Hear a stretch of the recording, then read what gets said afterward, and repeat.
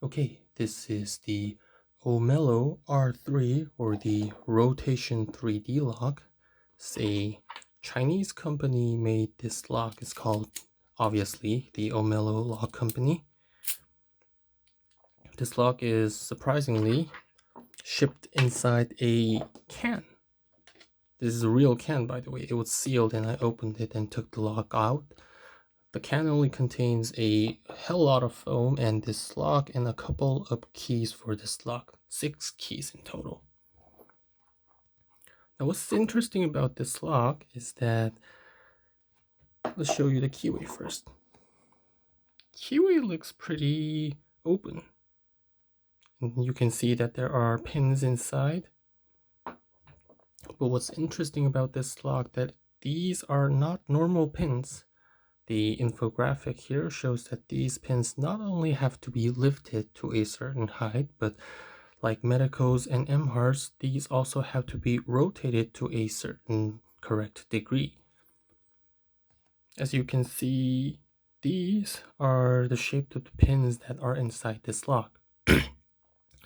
You can see that these are dovetail interlocking style pins like the Emhart, so this basically is known as the Chinese version of the Corbin Russwin Emhart lock. Instead, this is not in a pin tumbler form, but in a dimple form. Dimple slider, whatever you want to call this. From my understanding, there are a lot of dimple style locks in China, dimple locks, slider locks, and one of the problems they claim is that foil impressioning of those locks are very common from thieves on that area, so this lock promotes that this lock has put an end to foil impressioning techniques and electric pick guns, which I believe it could be the case because this isn't just an ordinary lock, it has extra mechanisms, which means that it has not only lifting aspects of pins but also rotated. Also, you have to rotate, as I mentioned. The key, of course, works flawlessly. It's a little bit finicky and wobbly, but I do not expect much from a product that was made in the great lands of China. There is the word OML 57. OML is probably standing for the Omellow Lock Company, the place who made this, which I believe they do not operate anymore. They closed up the company a few years ago, so these locks are no longer made. I bought this from Taobao, a Chinese online store basically, so that was shipped to me from mainland China. It took a couple days to arrive, so this is the day it arrived and I'm filming this video right now.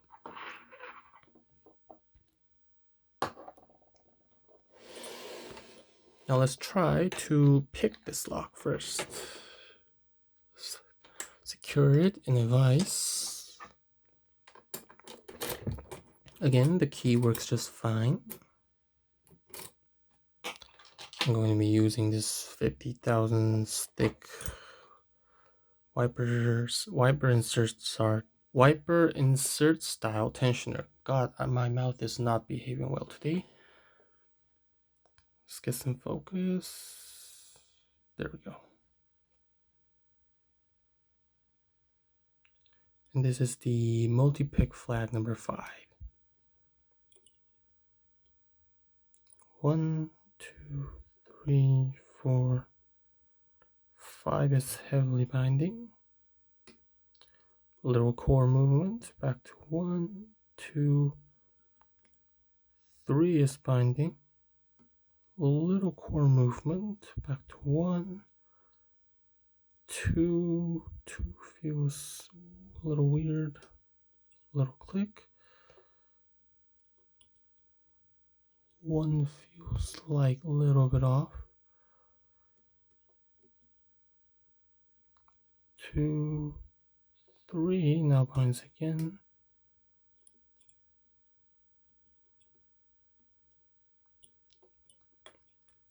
1, 2, 3, 4.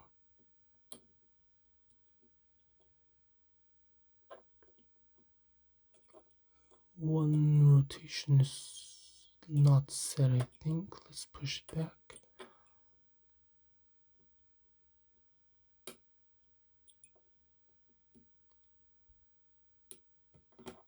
There we go. Now I'm not going to over rotate this core because I do not have any idea what kind of horrors will it unleash if I over rotate it too much, but this is picked. I believe this is a first recorded public pick of this log, but I can't show you guys the guts because of the nature of interlocking style pins. They have this, I don't know if this graphic shows it well, but there are grooves on the core which holds the dovetail part of the drivers, which means you can't just insert the key, rotate the core, and push the core out, because these dovetail part of the drivers will be stuck. So you have to take pins out of the top, but they've sealed the top with these little ball bearings, which I do not have the tool to remove this effectively. Because of that, Corbin Russell and Emhart locks are grubbed from the factory, so you can remove pin stacks and assemble pin stacks from the top, but this lock doesn't come in that form factor, so I can't gut this right away. I believe Abrasive has developed a method to file down a part of the key, and then you file this part out, and then you insert the key, turn a little, and then you insert a metal tool into that file down part and push the drivers up since nothing is blocking, and then pull the core out. But again, I just received this lock today and I am not capable of doing such work right now, so it'll only be a simple demonstration video today. Now the interesting thing is that this lock should also have these profile checking pins on the bottom of the cylinder, but from what I can feel, that there are no profile pins in this part of the cylinder, but there is on this side, because I can actually like feel it with my tool. There are something in the bottom but nothing in here, which means that it picks a little bit differently. You have to go through and maneuver your tool so that it gets not stuck by it. Oh, the cam. There we go.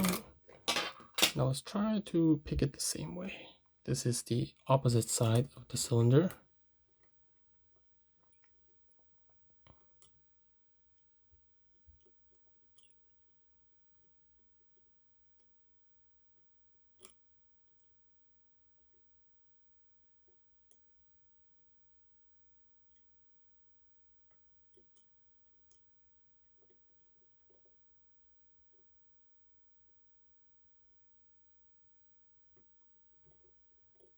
Well, I think we're pretty close.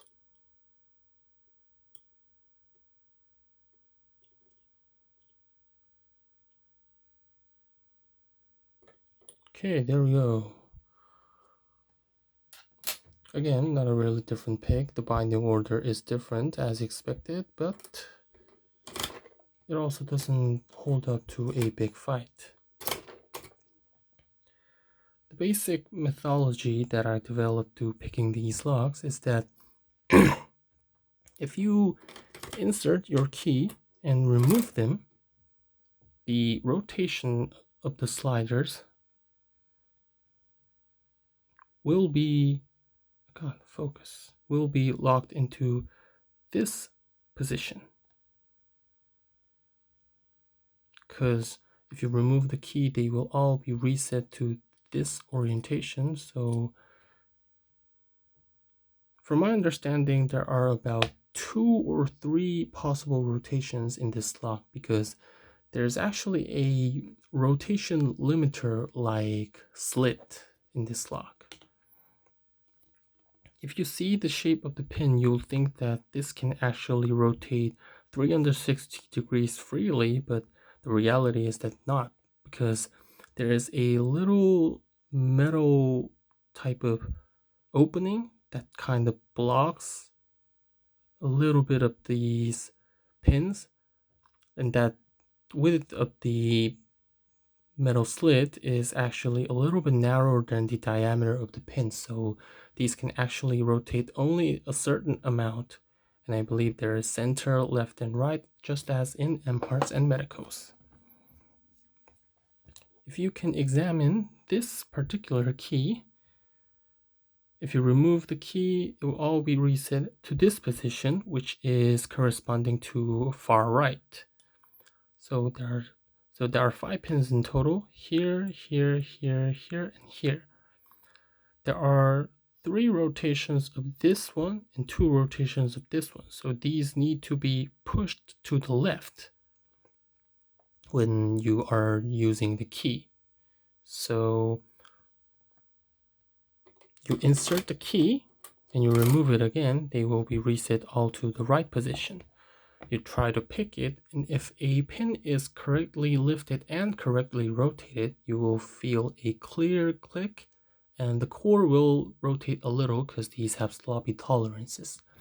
But if the rotations are not set correctly, you will feel a very mushy and weird feedback. That means these pins have to be pushed a little bit more to the left, so if you do that, they will now not bind and they will feel very jiggly, and if you keep repeating that, the lock will open.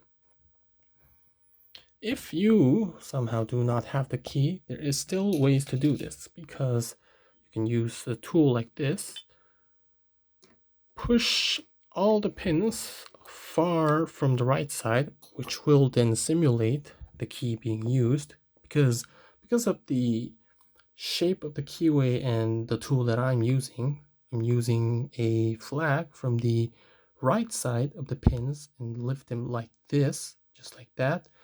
Pushing them like this is easier. So pushing them from the right is actually kind of tricky as you go for the far back side of the lock. So pushing right is much more easier. So you have to start from the far right and then work your way through. Now, these locks are not very high quality. These have pretty sloppy tolerances, and I believe I do not even touch pin 4, but the lock just opened. Either this lock has a true zero lift, or it just kind of auto sets because they have really terrible tolerances. The thing is that these pins have a little bit of taper-like things on the shear lines between the driver and the key pins, which actually allows, if you use tension well, these pins will kind of jump into their true rotation and height if they're close enough.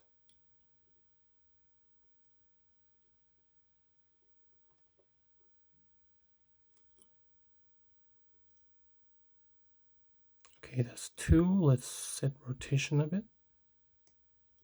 I think it's set. A little movement was felt. Now 3 is binding. Let's set rotation 3 as well.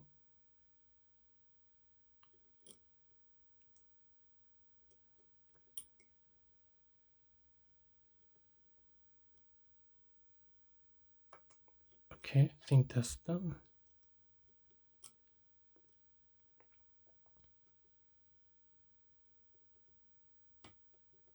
Okay, that was 5. I think we're almost done. There we go.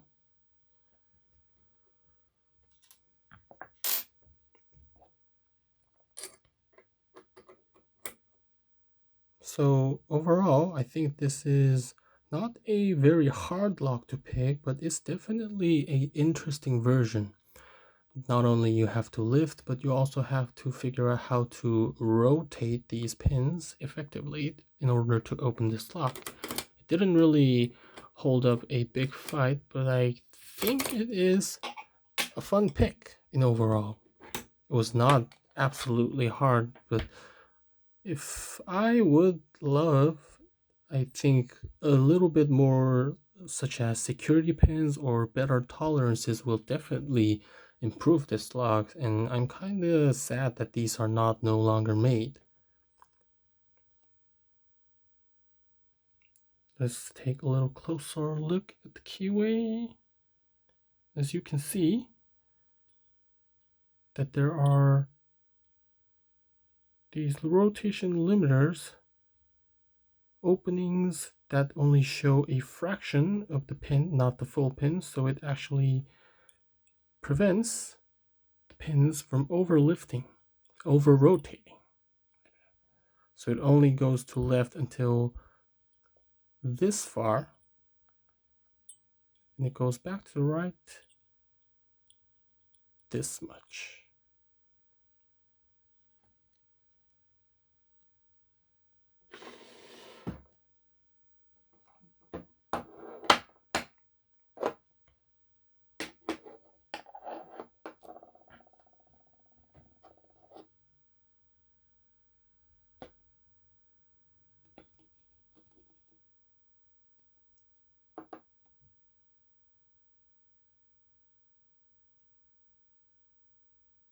Oh, I thought I hit stop record, but I think I didn't. Okay, so that is all about the Omellow R3. I wish I really could have gutted this lock and show you the internals. It's kind of interesting, but sadly, I do not have the tools nor the skills to do that so far, so I think this will only serve as a general explanation about this lock, how it works, what consists of, and picking about it. So I think that's about it. Thank you.